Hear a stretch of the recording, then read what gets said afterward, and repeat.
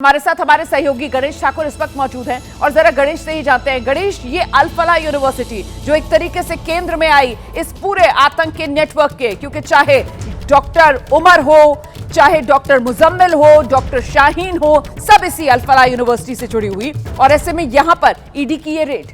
गणेश, देखिए, इस तरह की आतंकी गतिविधियों को अंजाम देने के लिए फंडिंग्स की जरूरत होती है। अमूमन ये फॉरेन फंडिंग्स होती है, बड़े संख्या में पैसे पहुंचाए जाते हैं, तमाम तरह की चीजें करनी होती हैं, चाहे वो ट्रेनिंग हो या एक्सप्लोजिव हासिल करना हो, आईडी बनाना हो, रुकना हो, लॉजिस्टिक सपोर्ट, तो ये फंडिंग्स की जाती है। और फंडिंग्स इसी तरह की यूनिवर्सिटी या संस्थाओं के जरिए की जाती है।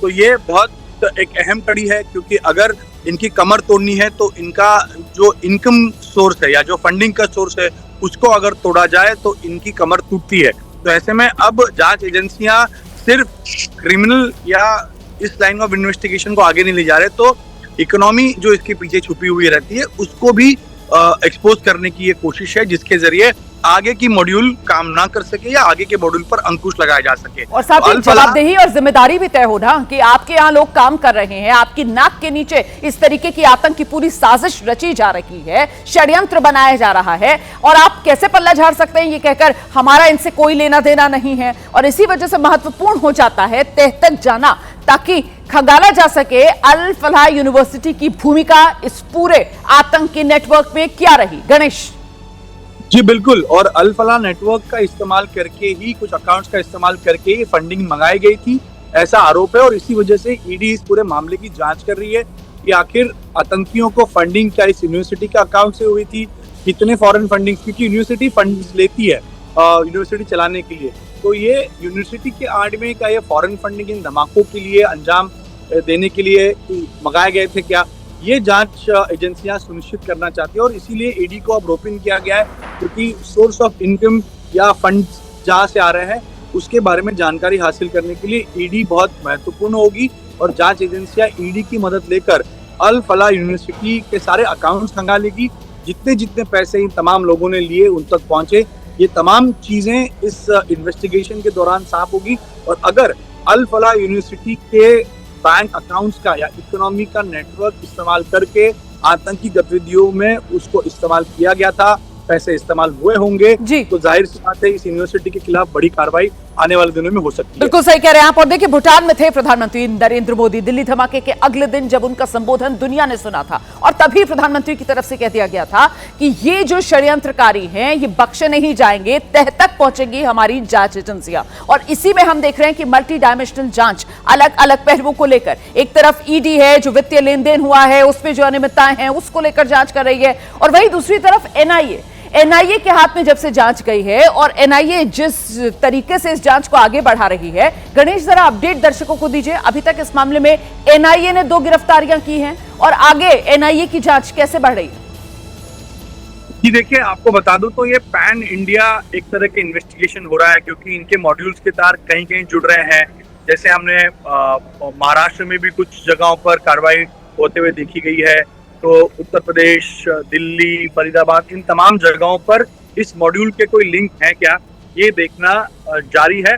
क्योंकि अगर ये मॉड्यूल सिर्फ फरीदाबाद या इस जगहों तक ही सीमित था तो इसके तार और कहीं जुड़ रहे होंगे क्या, ये एक सवाल एजेंसियों के सामने है, ताकि अगर कोई और व्यक्ति बाहर हो और इस तरह कुछ अंजाम देने की कोशिश करता हो, क्योंकि मॉड्यूल में हमेशा ऐसे ही होता है।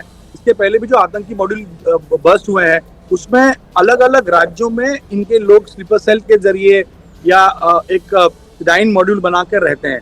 तो ऐसी स्थिति में पैन इंडिया तक ये जांच पहुंच रही है, और तमाम लोग हैं जिनकी छानबीन चल रही है, जिन जिनके ये संपर्क में थे, जिन जिन से ये मिलते थे, जिन जिन तक इनके पिछले कई दिनों से कॉन्टैक्ट्स थे, कौन से व्हाट्सएप ग्रुप्स पे ये थे, इनकी पढ़ाई कहाँ से हुई, जिसके संपर्क में ज्यादा दिन तक थे, ये तमाम चीजें खंगाली जा रही है। और एजेंसियां सिर्फ दिल्ली या एनसीआर या फरीदाबाद तक ही सीमित नहीं रह रहे हैं, तो अब पैन इंडिया ये जांच ले जाई जा रही है, और जगह जगह पर इनके तार अगर जुड़ते होंगे तो उसको खोजा जा रहा है। रोमाना, महत्वपूर्ण जानकारी आप दे रहे हैं, और ऐसे में एक बार फिर से जरा बात इस वीडियो की करते हैं। मरने से पहले का ये वीडियो बताया जा रहा है, आतंकवादी डॉक्टर उमर का इंसानियत का खून करने जा रहा था, और खुद को यहां वीडियो में बैठकर अपने आप को जस्टिफाई करने के लिए शहादत की बात कर रहा है।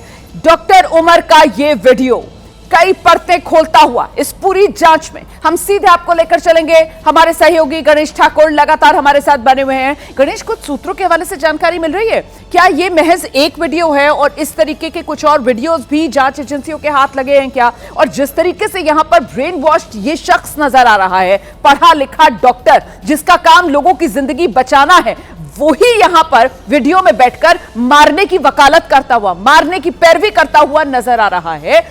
इसका ब्रेन वॉश कैसे हुआ? जब जांच आगे बढ़ रही है तो वो कौन लोग हैं आतंक के आका जो इस तरीके से युवाओं को वर्गला रहे हैं? गणेश ये देखिए, सरहद पार इनके तार तो जुड़ रहे हैं। इनका मॉड्यूल कैसे बना, कैसे एक दूसरे के संपर्क में आए, क्या अल-फलाह यूनिवर्सिटी एक जगह थी या उसके जरिए कहां तक ये गए, तमाम चीजें अब खंगाली जा रही हैं। जांच एजेंसियां उसकी तफ्तीश कर रहे हैं, लेकिन इसके पीछे सरहद पार की साजिश है, ये साफ है। इनको रेडिकलाइज करने में कौन कौन थे, इनके हैंडलर्स कौन थे, इसकी भी जांच की जा रही है, ताकि अगर ये सरहद पार से जो अभी इन्वेस्टिगेशन में सामने आ रहा हो रहा है तो उसको या उनको बेनकाब किया जाए जो भारत के खिलाफ इस आतंकी साजिश में शामिल थे। इसी वजह से एक डोजियर बनाने की तैयारी चल रही है इन्वेस्टिगेशन के साथ साथ, कि तमाम चीजें रखी जाएं और पूरे विश्व के सामने जो अपने दुश्मन हैं उनको बेनकाब किया जाए। ये बड़ी जानकारी आप दे रहे हैं। आप ये कह रहे हैं कि डोजियर तैयार किया जा रहा है। गणेश ठाकुर, मैं गणेश ठाकुर से सवाल पूछ रही हूं। गणेश, आप ये कह रहे हैं कि डोजियर तैयार किया जा रहा है और पाकिस्तान को एक बार फिर दुनिया के पटल पर बेनकाब करने की भारत की तैयारी है? गणेश ये बिल्कुल जवाबदेही तो होगी ना। इसके पीछे कौन है, इनको किसने रेडिकलाइज किया, कहां से ये एक्सप्लोजिव्स आए, ये तमाम चीजें इकट्ठा करके जो साजिश रची गई, जहां से रची गई, जो इसमें थे, पाकिस्तान है तो उनके खिलाफ सारे सबूत इकट्ठा कर अंतर्राष्ट्रीय प्लेटफॉर्म पे जरूर रखे जाएंगे। उसकी तैयारियां एजेंसी कर रहे हैं, क्योंकि ये कोई मामूली घटना नहीं है, ये एक आतंकी घटना है और ये इतनी बड़ी घटना हो सकती थी अगर हमारी जांच एजेंसियां या हमारे राज्यों की पुलिस काम समय पे नहीं करती, बाकी लोगों की गिरफ्तारी नहीं होती, तो हो सकता था कि ये भारत में कई जगहों पर धमाके करते और कई बेगुनाह और मरते। बिल्कुल ऐसी स्थिति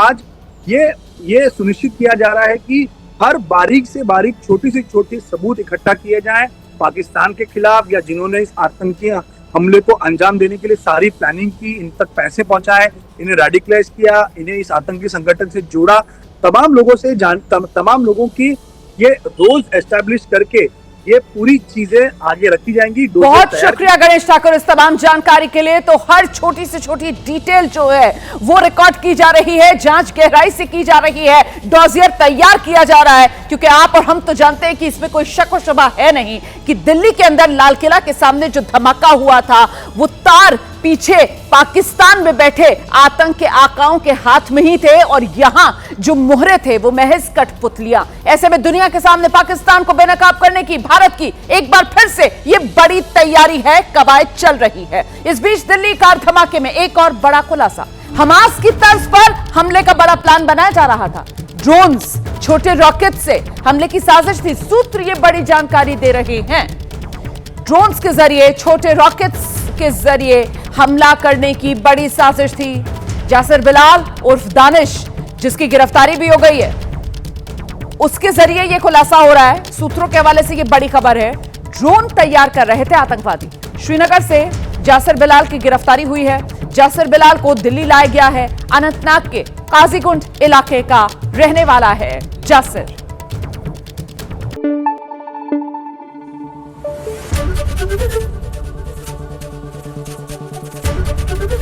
एबीपी न्यूज आपको रखे आगे।